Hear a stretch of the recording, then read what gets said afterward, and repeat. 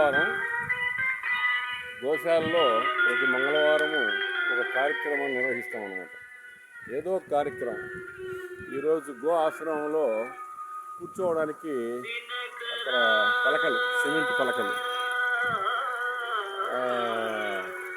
ఇవి వేస్తే కాసేపు నైట్ టైమ్స్ కూడా ఆవులు మేపే వాళ్ళు పడుకోవచ్చు. అందుకనేసి ఈరోజు తేదీ వచ్చేసి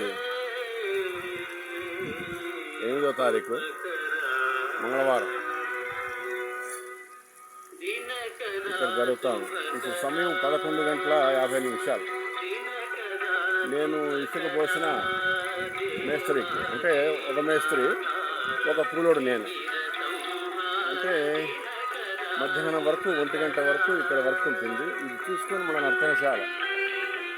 ఇక మామిడికాయలు, నిమ్మకాయలు పిచ్చగా రాలిపోయినాయి. ఎక్కడ చూసినా రాలిపోయాయి. సో మన గోశాల, గో ఆశ్రమం.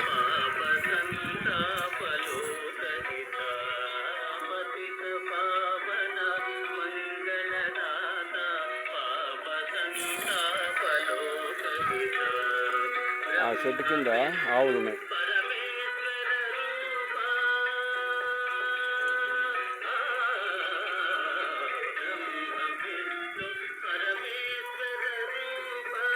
ఇప్పుడు 2 ఆవులు పోలే మేతకు.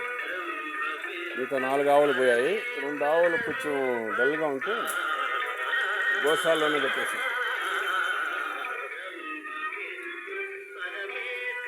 ఇది అలనేరేడు, దండిగా అలనేరేడు కాయలు, పనసకాయలు, ఇది సపోటా, దానిమ్మకాయలు, ఇక మామిడికాయలు, బొప్పాయిలు, నేరేడుకాయలు, గది నిమ్మకాయలు, మామూలు నిమ్మకాయలు, కప్పరల్లాకు, మళ్ళీ గోరంటాకు, ఇచ్చుకాయలు, మల్లెపూలు, కరివేపాకు, ఇక్కడ వేప, నేల తంగేడి, అరటి, మునగ,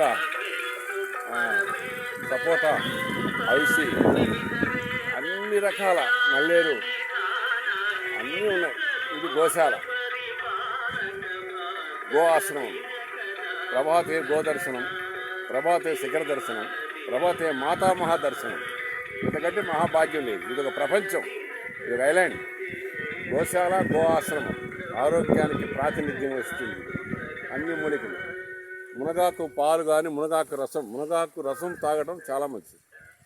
ఇక కాకులకు, పక్షులకు విడిగా స్టాండ్లు ఉన్నాయి. ఆ స్టాండ్ పైన అవి అన్నీ మరిపోయి భోజనాలు తినడంలో ఇప్పుడు మిక్చరు, పకోడా, చిప్స్ తింటాయి. ఇది గోశాల, గో ఆశ్రమం. ఈరోజు తీవ్రంగా ఉంది ఎండ.